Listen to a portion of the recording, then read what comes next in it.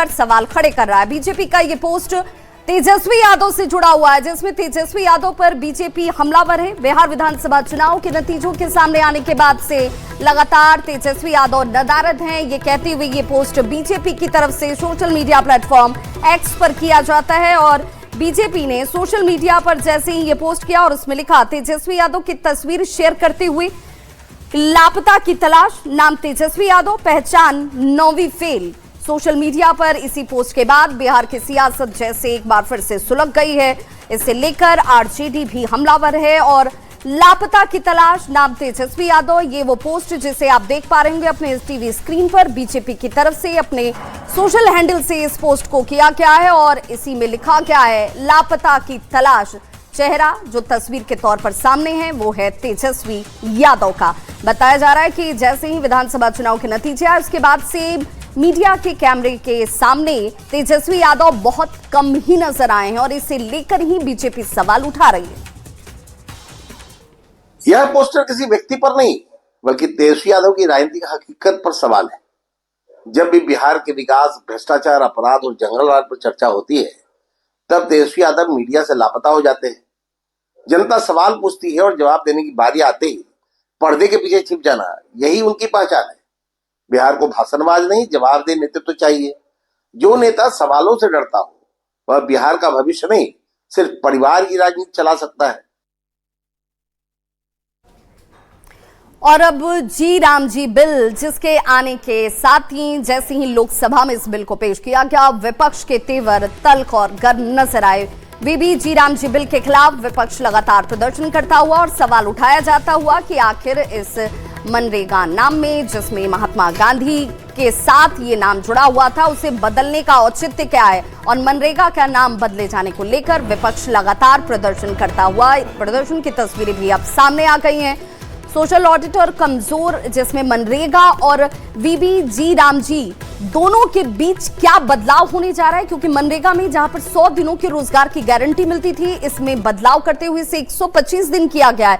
सरकार के पीछे जो तर्क इस वक्त सामने आता है, सरकार ये कह रही है कि समय के साथ इसमें परिवर्तन की जरूरत थी और इसीलिए ये जी राम जी बिल जो है वो लाया गया है। लेकिन विपक्ष इसे दूसरे लिहाज से देखने की कोशिश कर रहा है। उसका सीधे तौर पर विरोध इस बात से कि आखिर महात्मा गांधी के नाम से सरकार को क्या आपत्ति है, क्योंकि ये बदलाव इस रूप में विपक्ष की तरफ से जनता के बीच लाने का प्रयास। और विरोध के लिए देखिए यहाँ पर तमाम जो विपक्ष के सांसद हैं वो महात्मा गांधी की इस प्रतिमा के ठीक सामने बैठकर तख्तियों के साथ विरोध करते हुए और ये कहते हुए कि इससे बदलाव में राजनीति की बू नजर आती है।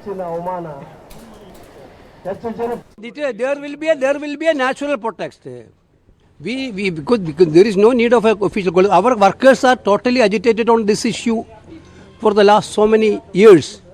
Now, truth has come out. Certainly, we will take it up to the streets.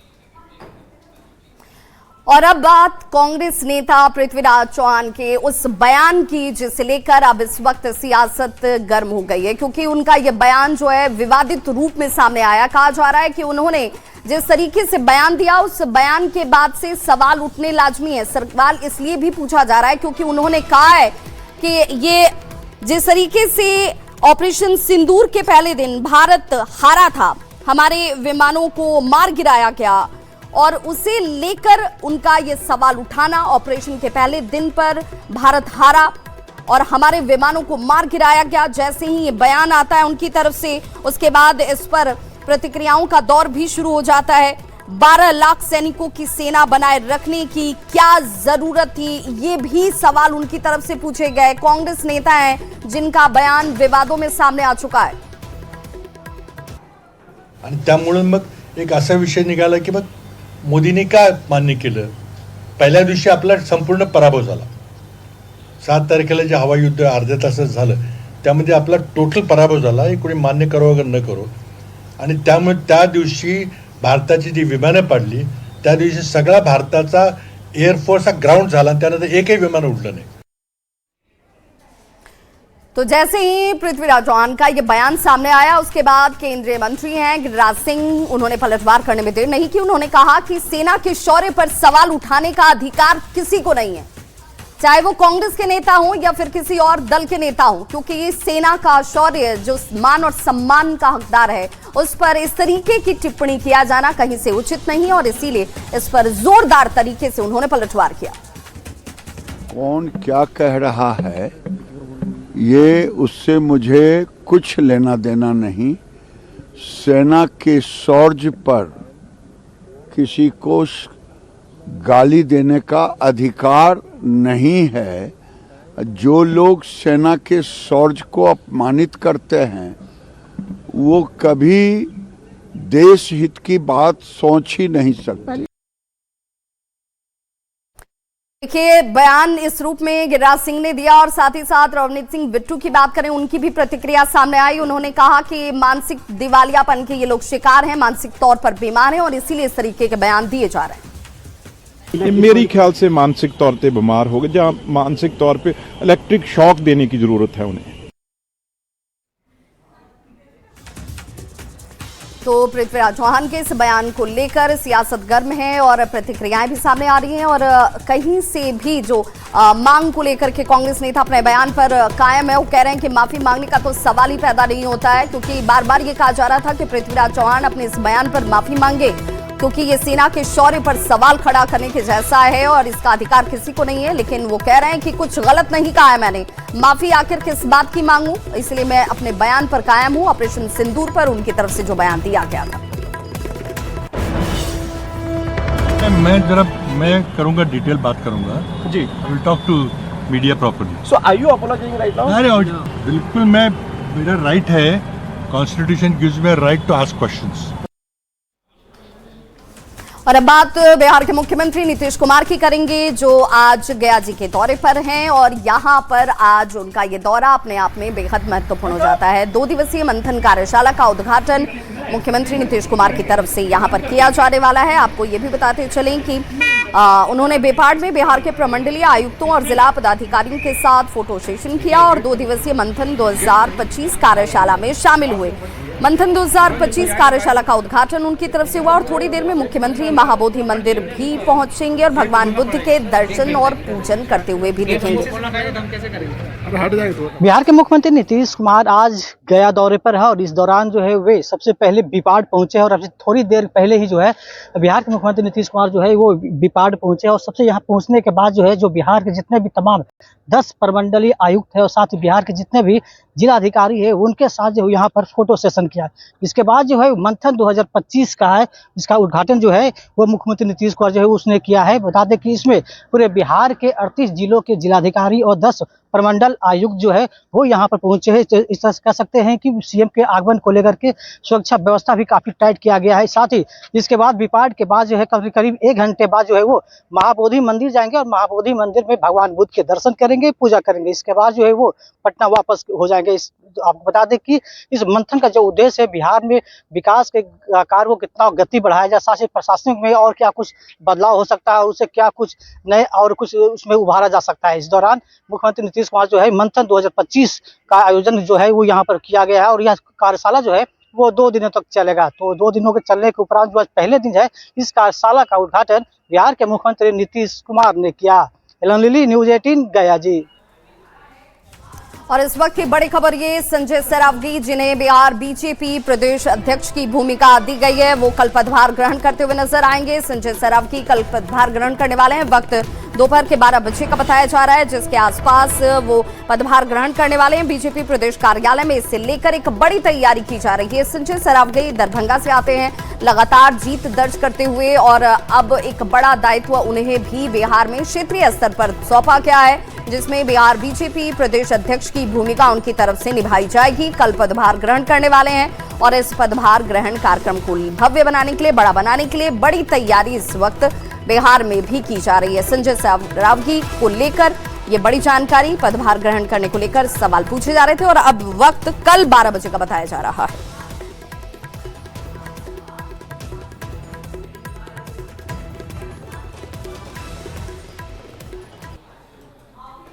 और देखिए बड़ी खबर आ रही है इस वक्त नालंदा से, जहां पर छबीलापुर के राजगीर की ये खबर है, जहां छात्रों को कैंपस से बाहर निकाल दिया गया है। हालांकि इसे लेकर छात्रों की तरफ से नाराजगी जाहिर की गई। आईटीआई के छात्रों को कैंपस से बाहर निकाला गया है, सामान तक इन छात्रों का बाहर कर दिया गया। इससे लेकर ये छात्र बेहद आक्रोशित हैं। तस्वीर देखिए, ठंड के इस मौसम में ये सभी छात्र जो हैं वो अब कैंपस के बाहर आपको इंतजार करते हुए नजर आ रहे होंगे। आईटीआई में यहाँ पर इन सभी छात्रों के सामान सहित इन छात्रों को बाहर कर दिया गया है। दिन रात तक हंगामा ये छात्र हालांकि करते रहे, लेकिन इसका असर हुआ नहीं और रसीद वापस करने की ये मांग करते रहे कि भाई रसीद वापस किया जाए। प्रिंसिपल पर बदसलूकी का आरोप भी इन छात्रों की तरफ से लगाया गया कि इनके साथ दुर्व्यवहार किया गया, इनके साथ बदसलूकी की गई, छात्रों को कैंपस से बाहर निकाला गया। इससे लेकर ये छात्र आक्रोशित हैं। इस आईटीआई में बहुत सारी बच्चियां एडमिशन कराई है, उसका डायरेक्टर उन लोगों पर गलत नेचर रखता है, गलत बिहेव करता है, बढ़िया से रखना नहीं, 12 बजे रात के बुलाना है, चाय बनवाता है, बाद में माफ़ी मांगता है। बड़ा तरह का आरोप है यहाँ का डायरेक्टर साहब पर। मामला था कि बच्चे सर्टिफिकेट रख के यहाँ पर पढ़ाई शुरू किए थे, मगर जब हमने पैसा मांगा खाने का तो बोले कि नहीं हम खाने का नहीं देंगे, हमको अब जाना चाहते हैं। तो हम लोग नहीं देना चाह रहे थे, मगर दरोगा सर बोले कि दे दीजिए, तो हमने दे दिया। और संवाददाता अभिषेक हमारे साथ इस खबर पर ज्यादा जानकारी के साथ फोन लाइन पर जुड़ गया। अभिषेक, ये पूरा मामला क्या है? क्योंकि जो छात्र हैं और छात्र के परिजन हैं वो गंभीर आरोप लगा रहे हैं कि उनके साथ बदसलूकी की जा रही थी। ये पूरा मामला बीती रात का है जो और इस सबसे बड़ी बात है कि ठंड के मौसम में जो है छात्र ही नहीं छात्राओं को भी बाहर निकाल दिया गया है संस्थान से, जिसके बाद जो है छात्र और छात्रा दोनों अपने परिजन को बुलाकर जो है हंगामा किया। उसके बाद जो है पुलिस मौके पर पहुंची और पूरे मामले को जो है शांत कराया। फिलहाल जो है इस मामले में प्राचार्य का कहना है कि जो है खाना को लेकर मामला हुआ है, जबकि छात्र छात्राओं का कहना है कि जो ऑफिस में बुला कर एक छात्रा को बुला कर जो है बदसलूकी करते हैं। साथ साथ कई गंभीर आरोप जो लगाया गया है। फिलहाल जो इस मामले पुलिस पूरे मामले की जांच में जुटी है और जो छात्र छात्रा है जो देर रात तक जो है बाहर उन्हें निकाला गया था संस्थान से, जिसके बाद जो है परिजन के साथ जो है घर वापस लौटे हैं। जी बहुत बहुत शुक्रिया अभिषेक इस तमाम जानकारी के लिए।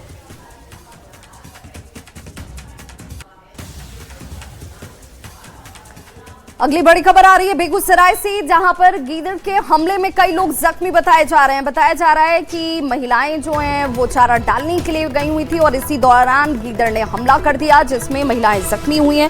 फिलहाल इन महिलाओं को अस्पताल में इलाज के लिए पहुंचाया गया है। वन विभाग से सुरक्षा की गुहार अब ग्रामीणों के स्तर पर की जा रही है। बताते चलें कि इलाज के लिए सदर अस्पताल महिला को भेजा गया है। पशु को चारा डालने गई महिला पर हमला गीदड़ की तरफ से किया गया। महिला को छुड़ाने गए लोगों को भी गीदड़ के हमले का शिकार होना पड़ा है। तस्वीर आपके सामने है, ये जख्मी ये लोग जिनके ऊपर गीदड़ ने हमला किया। वन विभाग से अब सुरक्षा की गुहार लगा रहे हैं। नावकोठी थाना क्षेत्र का ये मामला, जिसकी तस्वीर आपके सामने है। मेरे साथ 3-4 आदमी था, लेकिन वो लोग उतना नहीं काटा, हमको ज्यादा पकड़ लिया, हमको उसको मारा बस मेरे ऊपर। गिदड़ मतलब आज सबको काट रहा है। हाँ, तो गिदड़ बहुत ज्यादा संख्या में क्या? बहुत ज्यादा संख्या में। उसका सूचना नहीं वन विभाग को नहीं दिए? अब नहीं, घूमते हुए देखते हैं। अब ऐसा हुआ तब सूचना सबको मिलेगी। क्या हुआ? गिदड़ काट लिया। गिदड़ काट लिया? कहाँ? मैंने घर पर आके नहीं, अपने घास आनने के लिए आया था, उसी में गिदड़ काट लिया। कब काटा है? आज काटा। तो पागल गिदड़ है क्या? पता नहीं कितने काट लिया, 8-10 गो। 8-10 गो आदमी? जी ज्यादा मैंने इन्हीं को काटा है। हाँ, ज्यादा ही नहीं। एक आदमी और है, उनको भी काट लिया। वही गांव के? वो नहीं, दूसरे गांव का। दूसरे गांव का? जी। और बड़ी खबर आ रही है नवादा से, जहां पर 10 लाख की शराब को जब्त किया गया है। उत्पाद विभाग की टीम की तरफ से बड़ी कार्रवाई की गई। बताया जा रहा है क्योंकि तो सूचना मिली थी, जिसके बाद कार्रवाई करते हुए 10 लाख की शराब को ट्रक से जब्त किया गया है। भूसे के ढेर में शराब छिपाकर लाई जा रही थी और इसी दौरान कार्रवाई करते हुए 10 लाख की शराब को जब्त किया गया है। तस्कर ट्रक में भूसे के बोरे में शराब को छिपाकर रखे हुए थे। ये शराब बताई जा रही है कि झारखंड से बिहार लाया जा रहा था, जिसे उत्पाद विभाग की टीम ने पकड़ा है। फिलहाल गिरफ्तार ड्राइवर से पूछताछ जारी है।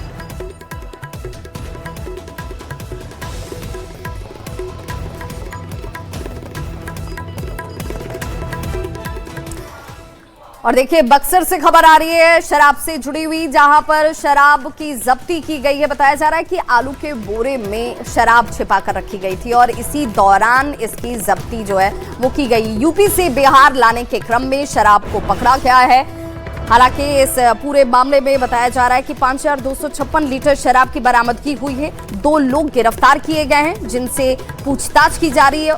औद्योगिक थाना क्षेत्र का ये पूरा मामला है। यूपी से बिहार लाने के क्रम में 5256 लीटर शराब को बरामद किया गया है। थाना अंतर्गत में ही लगभग 4:30 बजे सुबह में ये एक गुप्त सूचना के आधार पर कार्रवाई हुई थी, जिसमें कि यूपी नंबर का एक जो ट्रक था जिसके अंदर में एक बेसिकली शराब छुपा के लाई जा रही थी और कुल 5256 लीटर जो है शराब उसमें बरामद हुई है। और 2 बक्सर में आलू के बीच बड़ी खेप दारू छुपा करके ले जाया जा रहा था। जो शराब तस्कर हैं वो इस बार आलू के बीच में शराब की बड़ी खेप को छुपा करके उत्तर प्रदेश से बिहार में प्रवेश करने की कोशिश कर रहे थे। औद्योगिक थाना की पुलिस को शक हुआ और ट्रक की जांच की गई। ट्रक की जांच करने के बाद जब आलू उतारा गया तो उसके अंदर भारी संख्या में दारू छुपाकर रखा गया था और इस पूरे दारू की कीमत जो है लाखों रुपए आंकी जा रही है। फिलहाल इस पूरे मामले में 2 लोगों की गिरफ्तारी हुई है। पुलिस उनसे कड़ी पूछताछ कर रही है कि शराब की बड़ी खेप कहां से चला था और इसे कहां ले जाया जा रहा था। फिलहाल औद्योगिक थाना की पुलिस ने दोनों को गिरफ्तार करके पूछताछ कर रही है और पूरे माल की गिनती की जा रही है। पुलिस को ट्रक के भीतर से कई ऐसे कागजात मिले हैं जिनकी भी उन सभी कागजातों की भी जांच की जा रही है। पुष्पराज, न्यूज़ 18 बक्सर। और नेपाल जाने वाले लोगों के लिए खुशखबरी है। जी हां, 10 सालों के बाद नेपाल में वो पाबंदी हटा दी गई जिसमें आप भारतीय करेंसी लेकर नेपाल जा नहीं सकते थे। अब आपको अनुमति उसकी मिल चुकी है। भारतीय नोट से 10 साल के बाद ये पाबंदी हटाई गई है, जिसमें 200 और 500 के भारतीय नोट को मंजूरी दे दी गई है। यानी आप अगर नेपाल जाने का प्लान बना रहे हैं तो भारतीय नोट लेकर अपने साथ जा सकते हैं। 200 और 500 के भारतीय नोट को लेकर अनुमति दी गई है। अब ये नोट नेपाल में मान्य होंगे। अधिकतम सीमा 25,000 रुपए है। हालांकि अगर आप 200 और 500 के नोट अपने साथ लेकर जाते हैं तो ये कुल राशि जो है वो 25,000 तक की ही हो सकती है। नेपाल की अर्थव्यवस्था को फायदा पहुंचाने के मकसद से ये बड़ा बदलाव किया गया है। नेपाल के व्यापार और टूरिज्म को फायदा हो और इस वजह से इस 10 साल के बाद ये बड़ी तब्दीली नेपाल सरकार की तरफ से की गई है, जो अंतरिम सरकार इस वक्त काम कर रही है।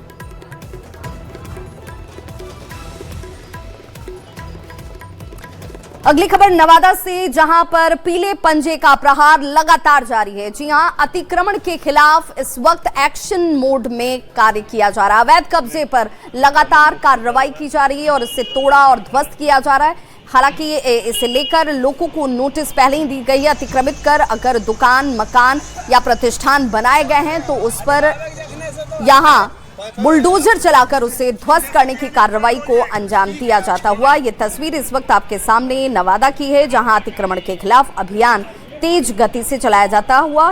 हिशबा नगर परिषद क्षेत्र में सरकारी जमीन पर कब्जा किया गया था और वहां अवैध निर्माण को ध्वस्त किया जा रहा है। अगली खबर मोतिहारी से है, जहां पर अतिक्रमणकारियों पर बुलडोजर एक्शन यहां भी देखने को मिला है। हरसिद्धि, कोटवा, रक्सौल में एक्शन की तस्वीर, जहां पर एहतियाती तौर पर बड़ी संख्या में पुलिस बल की भी तैनाती की गई ताकि हंगामा ना हो। इस अतिक्रमण को हटाने के दौरान विरोध अगर होता है तो उसे कैसे शांत कराया जा सके। 2 तस्वीरें इस वक्त आपके टीवी स्क्रीन पर हैं। नवादा की तस्वीर, जहां पर सरकारी जमीन पर अतिक्रमण कर निर्माण जो किए गए थे उसे ध्वस्त किया गया। वहीं दूसरी तस्वीर मोतिहारी की है, जहां पर एक्शन मोड में इस वक्त काम किया जाता हुआ और देखिए किस तरीके से बुलडोजर एक्शन जो है यहां इस अतिक्रमित निर्माण को हटाती हुई, तोड़ती हुई, ध्वस्त करती हुई।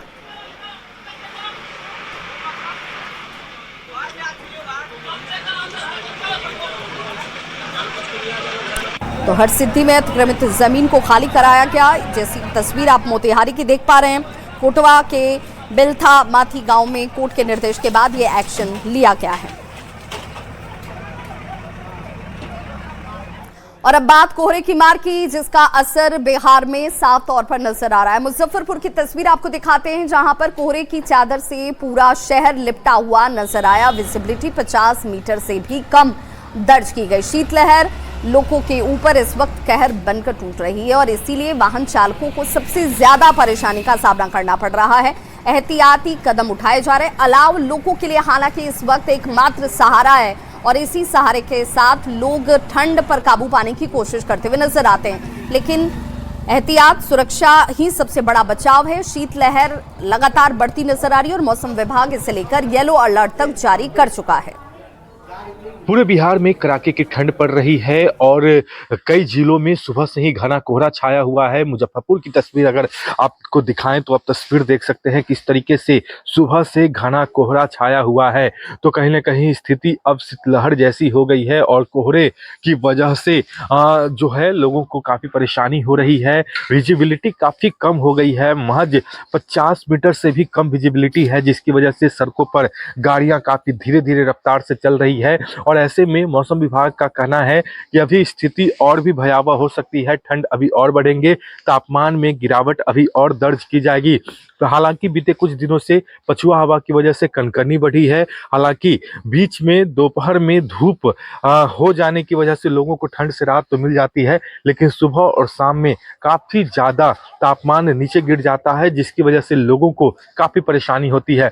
लेकिन अब पूरा मुजफ्फरपुर और आसपास का जो जिला है वह पूरा घने कोहरे की चादर से लिपटा हुआ है, जिससे लोगों को परेशानी हो रही है। सड़कों पर गाड़ियां काफ़ी कम चल रही हैं, काफ़ी कम रफ्तार में चल रही हैं और इसको लेकर मौसम विभाग ने अभी भी अलर्ट जारी किया है कि इसको लेकर विशेष सावधानी बरतने की आवश्यकता है, क्योंकि कोहरा जो है इसी तरीके से अभी बढ़ेगा, ठंड इसी तरीके से अभी बढ़ेगी और इसको लेकर जो है सड़कों पर बेवजह न निकले, क्योंकि इससे काफ़ी परेशानी हो सकती है। तस्वीर हम आपको दिखा दें, मुजफ्फरपुर शहर और गांव या फिर अन्य क्षेत्रों की तस्वीर अमूमन इसी तरीके से है।